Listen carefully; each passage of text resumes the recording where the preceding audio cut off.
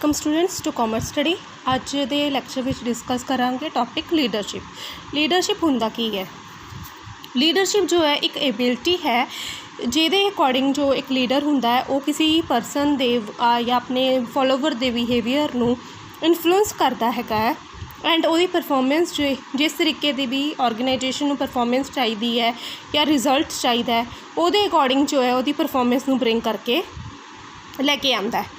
या आप इनू इदा भी डिफाइन कर सकते हैं कि लीडरशिप जो एक एक्टिविटी है जिहदे अकॉर्डिंग जो है किसी परसन के बिहेवियर में इन्फ्लुएंस किया जाता है एंड ऑब्जैक्टिव जोड़े है अचीव किए जाते हैं। एंड लीडरशिप जोड़े है कोटून्स एंड ओडोलन की डेफिनेशन के अकॉर्डिंग लीडरशिप जो एक एबिलिटी है सुपीरियर की जिहदे अकॉर्डिंग वो सबॉर्डीनेट के वर्क नूं सबॉर्डीनेट के कॉन्फिडेंस नूं सबॉर्डीनेट के काम नूं जो है इन्फ्लुएंस करता है और अपने अकॉर्डिंग जो चलाता है। या फिर जेम्स गिबॉन के अकॉर्डिंग लीडरशिप जो एक प्रोसैस हैगी है जो कि ग्रुप पर्टिकुलर ग्रुप नूं इन्फ्लुएंस करती हैगी है given point of the time दे विच and specific set of the circumstances दे विच एंड उन्होंने तो विलिंगली जो अपने अकॉर्डिंग जो है काम करवाया जाता है डैट इज़ अ लीडरशिप। या इन शॉर्ट भी कह सकते हैं कि लीडरशिप एक प्रोसैस हैगी है जिहदे अकॉर्डिंग जो है गाइडिंग की जाती है इंडिविजुअल नूं या ग्रुप नूं ताकि ऑर्गेनाइजेशन के गोल्स जोड़े अचीव किए जाए। अगे है करैक्टरिस्टिक्स ऑफ लीडरशिप यानी कि फीचर्स ऑफ लीडरशिप यानी कि अगर जो लीडरशिप है वो की क्वालिटीज़ होनी चाहिए की फीचर होने चाहिए। सब तो पहले नंबर तो ये जोड़ा पॉइंट है फीचर का वो है इंटरपर्सनल रिलेशनशिप कि जी लीडरशिप प्रोसैस है वो सोशल रिलेशनशिप होना चाहिए है लीडर तो फॉलोवर दे विच मतलब कि उन्होंने जो एक फॉर्मल रिलेशनशिप ही नहीं ओनली होना चाहिए उन्होंने एक इनफॉर्मल रिलेशनशिप होना चाहिए लीडर एंड फॉलोवर दे विच क्योंकि अगर leader and follower they which proper interaction होएगी सोशल रिलेशनशिप होएगा तो ही जो है लीडरशिप अच्छे तरीके दे नाल हो सकती है। एंड फॉलोवर्स हुण अगर लीडर नहीं हैगा तो फॉलोवर जो है अगर फॉलोवर नहीं हैगा तो लीडरशिप नहीं एग्जिस्ट कर सकती। इस करके अगर लीडर्स नूं फॉलो करने वास्ते कुछ परसन है वर्कर है तो ही लीडरशिप हो सकती है अदरवाइज लीडरशिप नहीं हो सकती। एंड यूनिटी ऑफ ऑब्जैक्टिव कि जो मतलब कि ऑब्जैक्टिव हैगा लीडर तो फॉलोवर का वो सेम होना चाहिए डिफरेंट नहीं होना चाहिए इन्हां दा लीडर तो जोड़ा फॉलोवर है इन्हां विच कोई कॉन्फ्लिक्ट जो है नहीं होना चाहिए। एंड लीडरशिप जो हैगी है कॉन्टीन्यूस प्रोसैस है लगातार चलती रहती है। एक लीडर जो है लगातार अपने सबॉर्डीनेट्स को गाइड करता है इंटरैक्ट करता है लगातार ही जब तक बिजनेस ऑनगोइंग रहेगा तब तक ये प्रोसैस ऑनगोइंग रहेगी।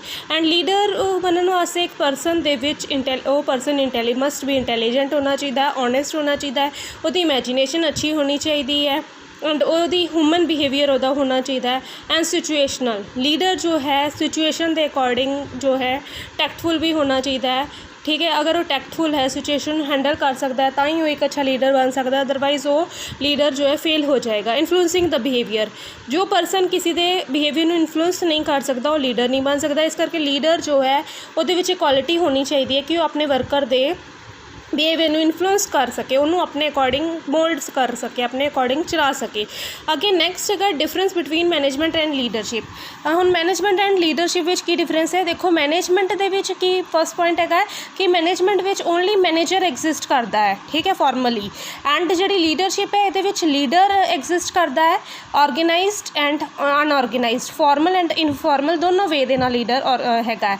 एंड मैनेजमेंट जो वाइडर स्कोप है ये सारे फंक्शन प्लानिंग ऑर्गेनाइजिंग सारे फंक्शंस जोड़े दे इन्वॉल्व है। एंड लीडरशिप नैरो स्कोप है बिकॉज लीडरशिप जो है एक छोटा जिहा पार्ट है डायरैक्टिंग फंक्शन का।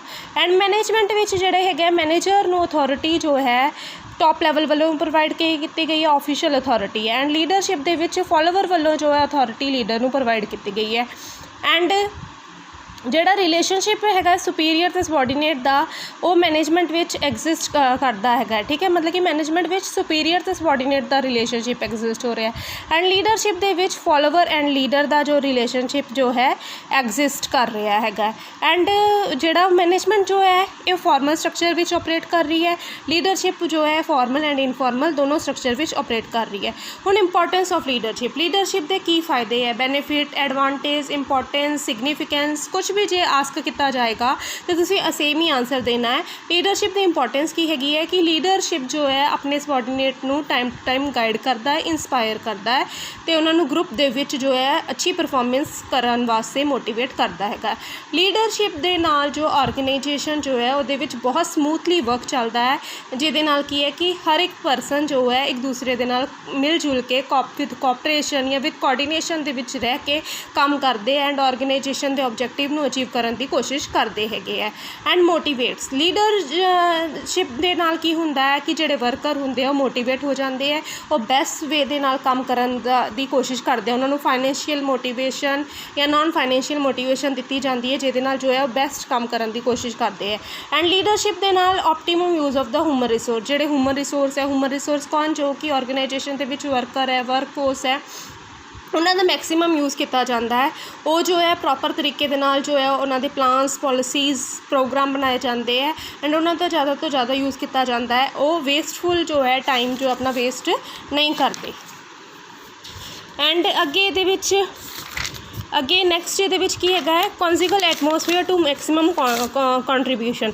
हुण मतलब कि ये की होंदा है कि जेड़ा एटमोसफेयर जेड़ा है वो भी बहुत वधिया जो ऑर्गेनाइजेशन दे विच बन जाता है एंड जिहदे करके की होंदा है कि मैक्सीमम कॉन्ट्रीब्यूशन हर कोई जो है अपना जो है वर्क दे विच मैक्सीमम कॉन्ट्रीब्यूशन करता है, जिहदे नाल हर किसी वर्कर की जिहड़ी एफिशिएंसी जिहड़ी हैगी है वो इनक्रीज़ हो जाती है। रिप्रैजेंटेटिव ऑफ वर्कर, लीडर जो है वर्कर का रिप्रैजेंटेटिव है, वर्कर की कोई भी प्रॉब्लम है, वर्कर की कोई कंप्लेंट है और टॉप मैनेजमेंट तक जो है वो पहुँचाते है।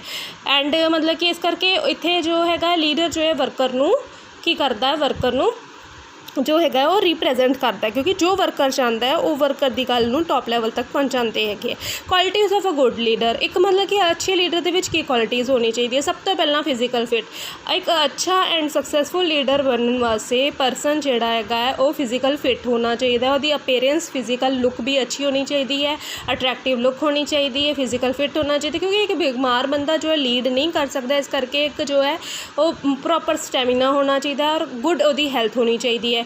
विजन एंड फोरसाइट, एंड जो लीडर जोड़ा है वो फ्यूचर नूं जो है देखने वाला होना चाहिए कि फ्यूचर की हो सकता है एंड हर एक कल जो है लॉजिकली सोच के करने वाला वो परसन होना चाहिए है।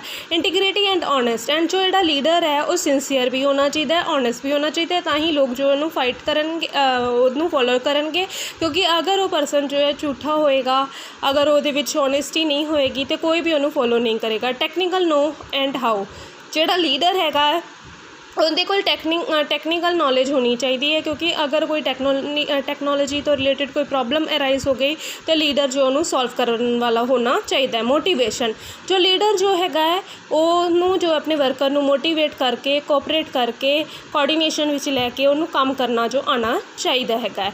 अगे की है मैंटल एबिलिटीज़, लीडर जो है मैंटली अलर्ट होना चाहिए, साउंड होना चाहिए, मतलब कि उन्होंने मैंटल कोई भी प्रॉब्लम नहीं होनी चाहिए, उसकी मैमरी भी शार्प होनी चाहिए है, मैंटल उन्होंने कोई स्ट्रैस नहीं होना चाहिए, ताई जो है वधिया तरीके दे नाल वो एटमोसफेयर क्रिएट कर पाएगा। एबिलिटी टू कम्युनिकेट, जोड़ा लीडर जो है वह वे ऑफ टॉकिंग या अपनी इंफॉर्मेशन पहुँचाने का जोड़ा वे है बहुत ही एक्यूरेट होना चाहिए, सही होना चाहिए, इंप्रैसिव होना चाहिए, ताकि जोड़े वर्कर वो तो इंप्रैस होकर वह कहना मन के काम करन।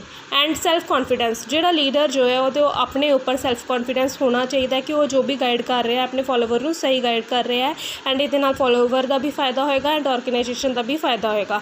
एंड लीडर जो है रैशनल एंड ऑब्जेक्टिव, जोड़ा लीडर जोड़ा है वो लॉजिक होना चाहिए और जो भी काम करना उन्हें ऑर्गेनाइजेशन के ऑब्जेक्टिव को ध्यान दे विच रखते हुए करना चाहिए है। एंड ह्यूमन अप्रोच, जो लीडर जो है वो ह्यूमन अप्रोच होनी चाहिए है, मतलब कि वो हर एक वर्कर के इमोशनस नूं साइकोलॉजी नूं समझने वाला होना चाहिए, क्योंकि अगर वो इस चीज़ों को समझेगा तो ही उन्होंने प्रॉब्लम बेस्ट तरीके नाल सॉल्व करेगा एंड वो जो एक अच्छा लीडर जो है ताई बन पाएगा जो वो ह्यूमन अप्रोच होएगी। Thank you students for watching this video.